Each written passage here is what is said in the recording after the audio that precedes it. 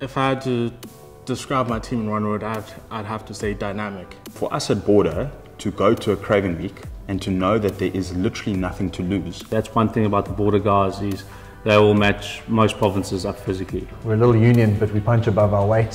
Where do you want me to start? It's incredible what they could have had. It really is incredible. They've had a team. I mean, there's a 10, 12, 13 returning. They've got a wing. And that is well supported by his friend. It's open. Here comes the opening try. Craven Week is a really unique tournament, and I think what sets it apart is the physicality. In terms of a competition, it's world class. There's none like it. It was a good experience, like measuring yourself up against the top players in the country. We create bonds which will last through our rugby careers. Each time you play against each other, there's always that strong rivalry that we might see each other in the next couple of years. There's something about schoolboy rugby that doesn't matter what age you're at, you can go back and still watch and enjoy yourself. We've often been underestimated in the early stages, but when that final whistle comes, players know that they've played against Border. O'Connell, Craven, who else? Strong, now down the blind. O'Connell gives the inside pass. Yes. Cheddar chows the defence.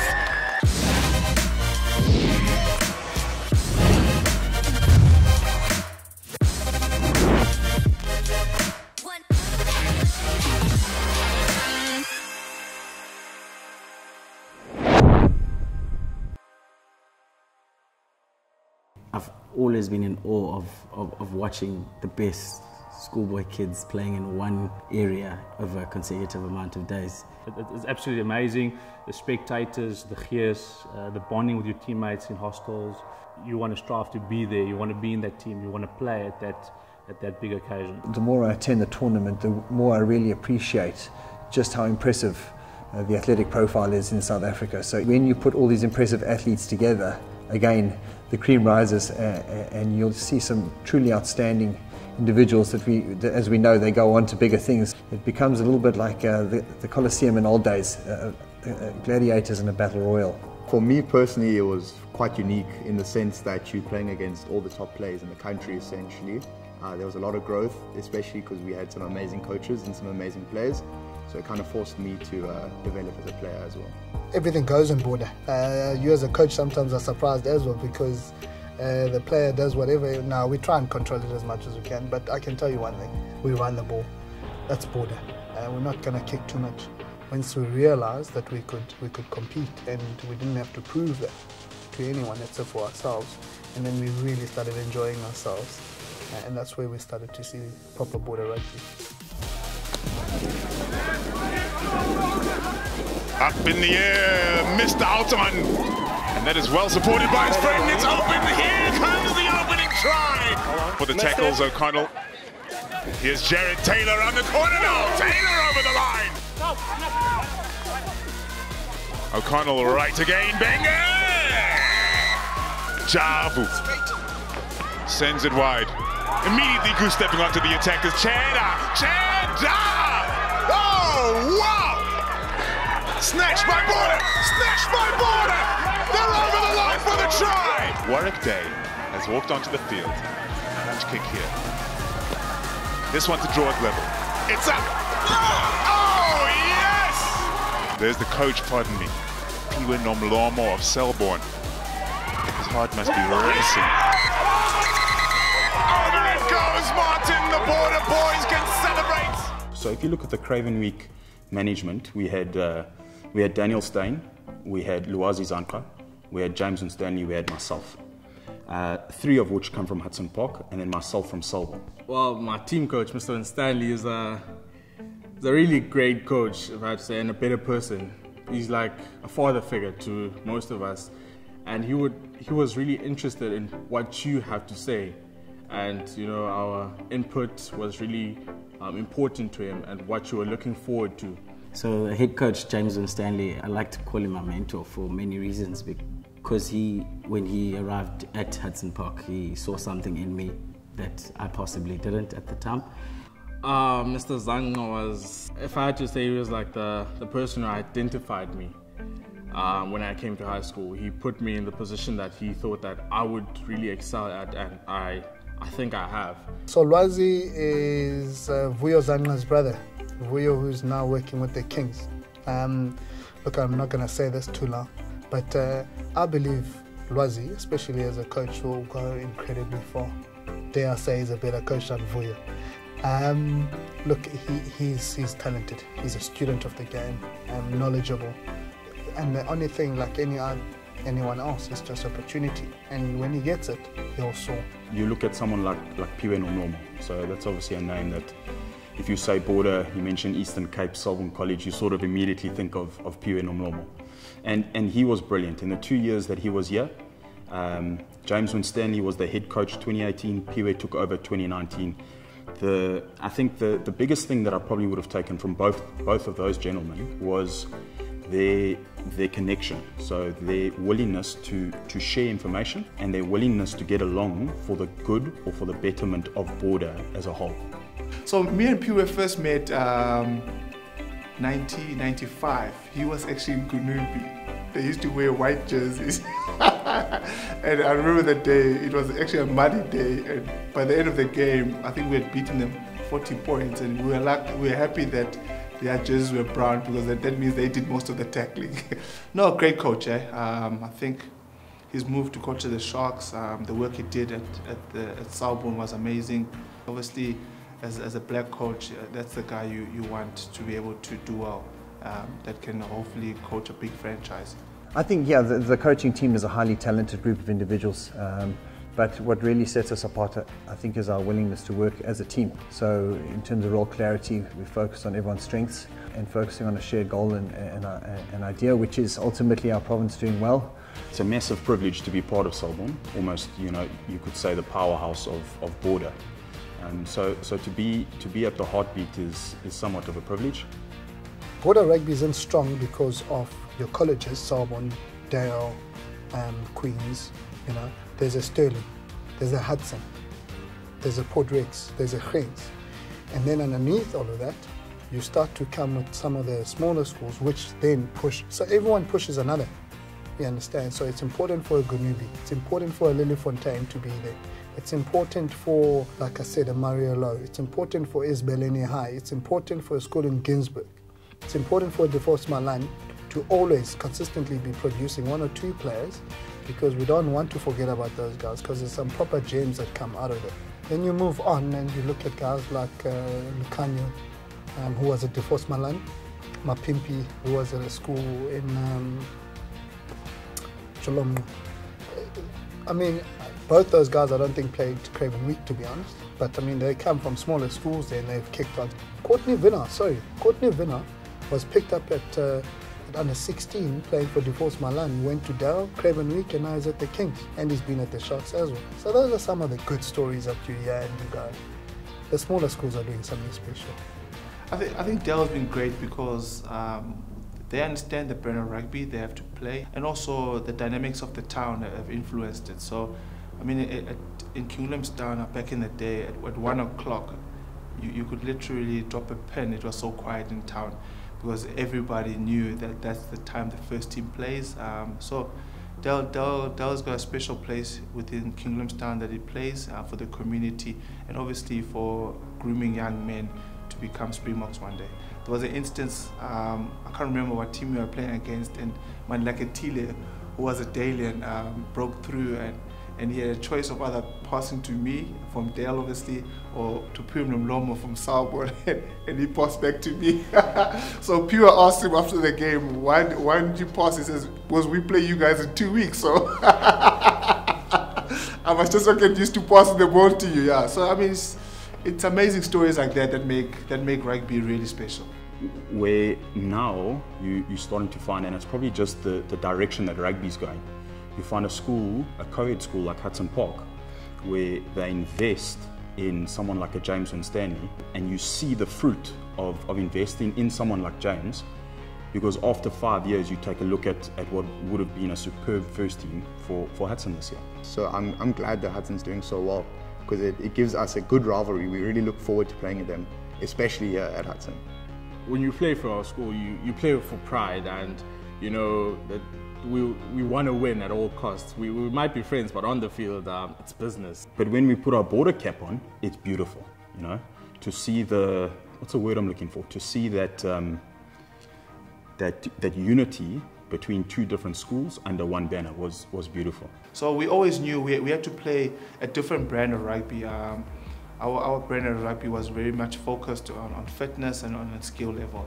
We knew that we never wanted to be part of the arm wrestle from the bigger provinces. It's about athletes. And as much as I hate to say that, because skill is such an important part of the game, and skill can and must take you far. But the same way the Springboks won the World Cup, it was about a collection of athletes. Unless you are playing a game at high accelerations and winning that space over the ball, it can be a tough, hard week. And I've seen it break a few coaches. Where the whole process started in terms of selection for this team was last year, November, at the end of the season. We had a EPD, which is Elite Player Development, structured by SA Rugby, and we test all the players that we believe have an opportunity to be in the side. Early this year in January, we then test again, and obviously there you sort of try and include the broad aspect of the team, and then that's where we sort of select your around 28 to 30 players that potentially could make the team, with the intention of keeping a close eye on them. We identified 4 key criteria, and the 4 were gaining possession and going forward, knowing that Craven week, unless you get gain line success, you're not really going to compete against the bigger unions. So in PE, if you don't know the weather, it's called the Windy City for a reason. So our selection process in terms of back 3 had to be very critical, because if you're unable to field kicks, then you're in trouble. The next thing was the breakdown. So you see referees are really reducing the amount of penalties and allowing a huge contest. So our breakdown skills.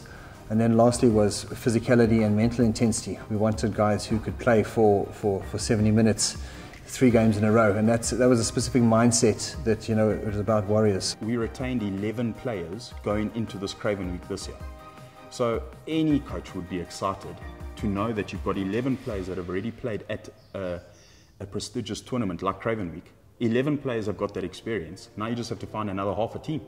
Looking at the front row would be 2 returning players in Oscar Mayataza and Bobele Madiba, both from Hudson Park, who had been at the tournament last year. So being a year younger, I think they were in the school of hard knocks, but having gone through that, they've come back in really prime physical shape. Taylor, Machaza still going. He's been full of running today. Pumped over the top by Nyataza.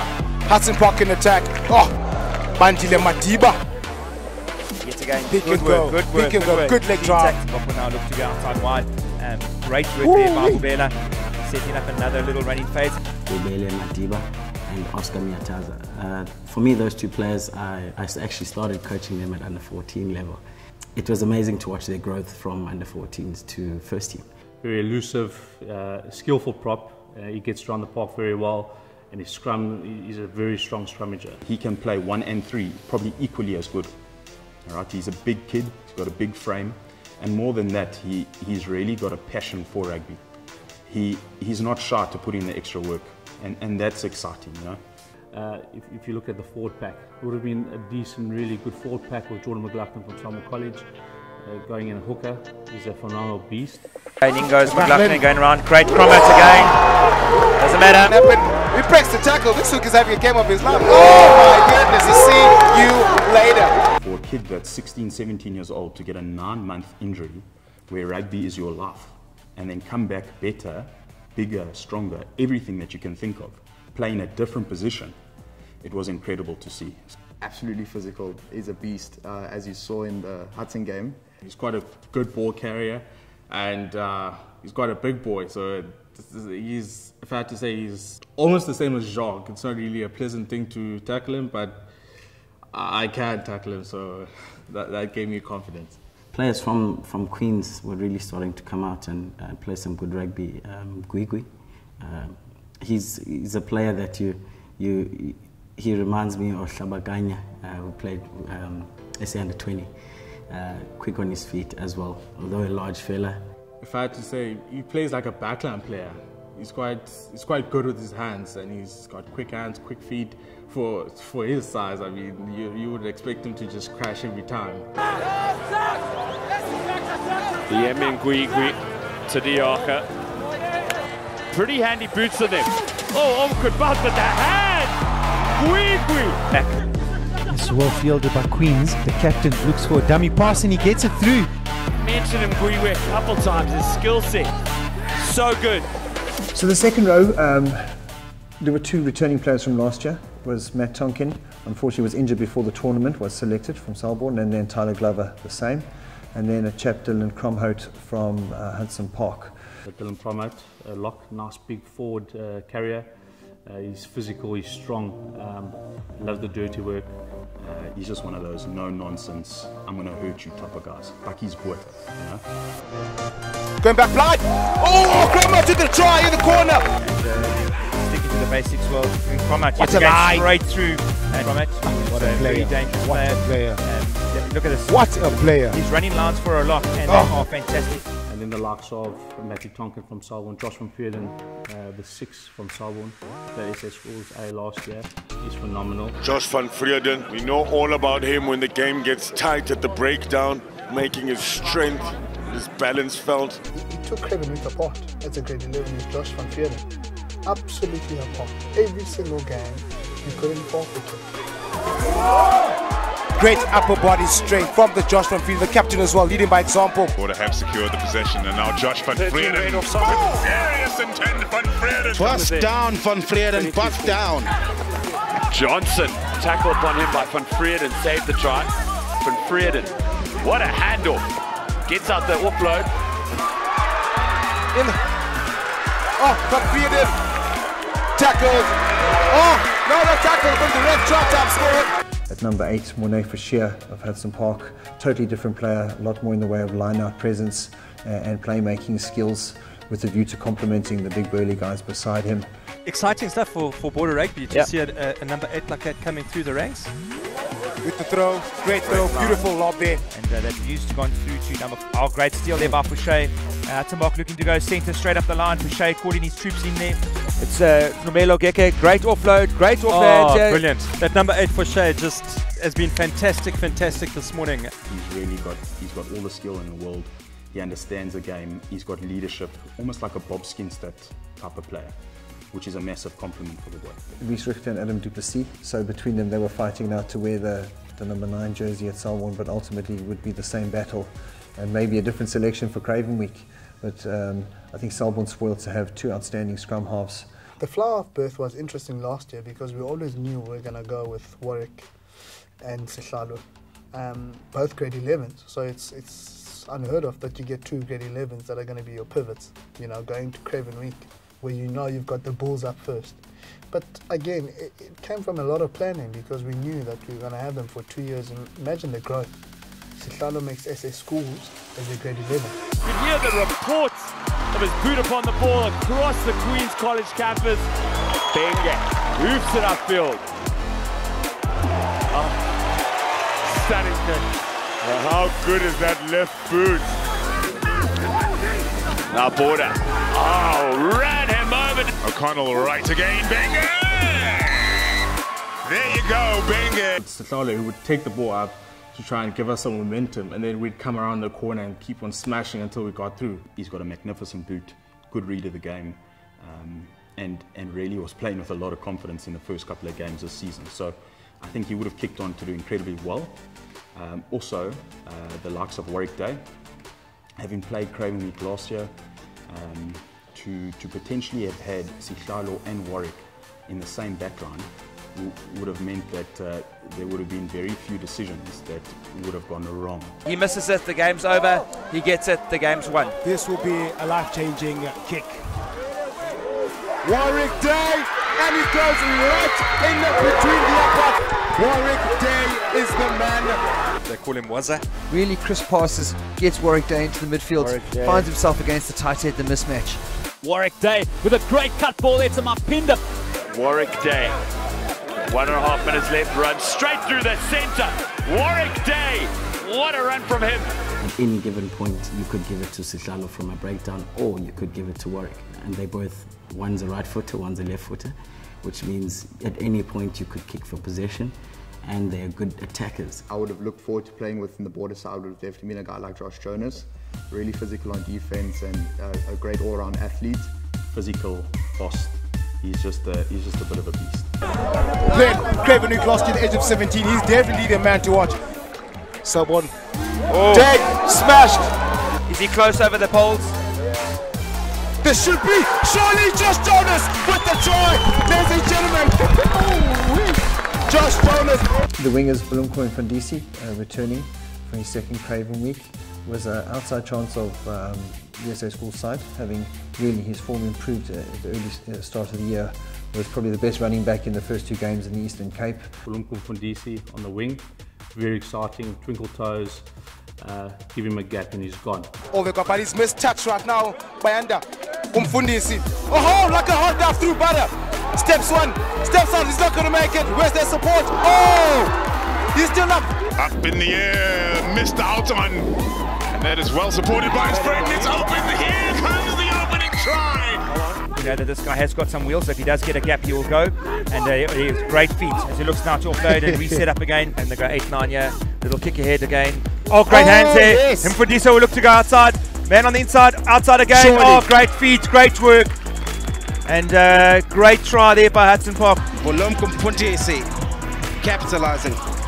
Well, in our broader squad, we did have a player who would have returned from last year, Ronaldo Daniels. Really athletic, quick, fast. He's also a freak athlete. He runs under 11 seconds in the 100. He's huge. He's got a good skill set, good step on him. Ball comes out. Glover and a brilliant burst of pace. Ronaldo Daniels there, running back for it. Ronaldo Daniels. Oh my word! Put him in jail and lock away the key. Ronaldo comes from a small school, so he plays in rugby at Gens, but he actually goes to Bayesville. So it was interesting for us because Ronaldo is incredibly good with rugby, but you could see he was holding back. And one of the things when we spoke to him, I mean, he spoke to the team, so he won't mind me sharing it, was he felt a bit inadequate because of where he came from in terms of the school.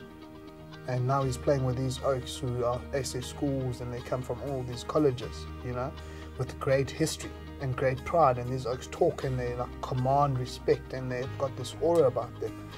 And that was beautiful to be able to get a guy like that in the mix. And when it gets onto the field, he takes you absolutely apart. I went to Dell Junior in '95. We just won the World Cup. We just won the World Cup. We were able to see a guy like Jonah Lomo, which for me was my hero. And then you get to Dell Junior, and you get to realize players like Monde Zondeki were there, the famous cricketer, and obviously Kaunda Ntunja, who was there. He was in grade 7 back then. So as under 9, we actually used to be water boys for them as under 13. So it was always a special feeling. You're 9 years old, you're running there to give your favorite player a bottle of water. So I mean, those are just special moments. That's what makes schoolboy rugby such a special place for us. We all come from different backgrounds. If I had to look at myself, I'm not from East London. I'm from Mthatha, from Transkei Primary School. Rugby back at Mthatha, the rugby there is rural, so it's not really like here where you got your big coaches, you have your scouts and everyone looking at you. There's more that they're just playing because they really like playing. And growing up there and playing there, I had a lot of hope that I would make it big one day. And I mean, I'm really happy at where I'm at right now, and I'm really grateful to all the people that helped me get here. It's a beautiful thing to see the boys run out and really go and play great rugby, because we've got everything to play for. There's one thing is that we're not compromising when it comes to our defense. We're very physical, and I think that underdog mentality drives us to kind of really give it to the bigger unions and show them that we're here to play. Guys still express themselves, and that's the beauty about schoolboy rugby. You allow boys to express themselves, and that's where I think, that's where I feel we shouldn't lose those youth weeks. I strongly believe that. If we can help it, we should pump a lot of money into that, but schools shouldn't suffer. Rugby is becoming so professional now, and the boys are putting in time and effort, okay, day in, day out. And the opportunities that are presented, or at least that are on the table at a Craven week because of your rugby playing ability, that's awesome to see. Realistically, Craven week will always be in South African schools context. It's what players always want from the moment they attend school. They want to be in their first team, and the moment you're a first team player, you want to go to Craven week. and you want to be at that competition because it just comes with a prestige and a pride. And I think every father and son and family member, you know, wants to be able to say and share that they were at that tournament.